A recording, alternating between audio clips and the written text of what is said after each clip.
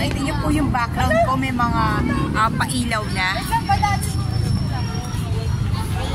Bare month na talaga.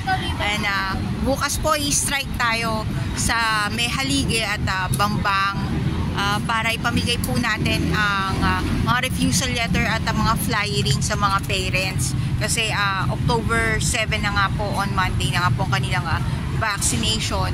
And then kasi po yung area yon malapit po siya sa Gomez, sa Pilot Elementary School ng mga bata.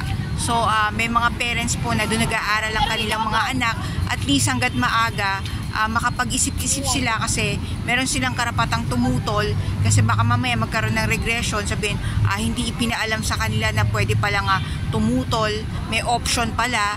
So dapat gawin natin yung magagawa natin para meron pang magkaroon pa ng pagbabago at makapag-desisyon sila na naaayon sa kanilang kalooban. Yan.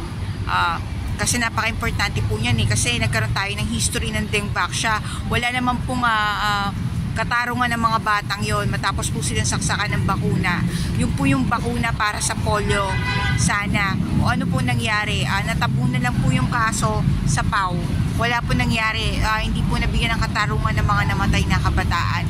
Ayaw po natin mangyari yon kasi wala pong garantiya at nagda-doubt po tayo sa content ng bakuna kung ito po ay safe and effective.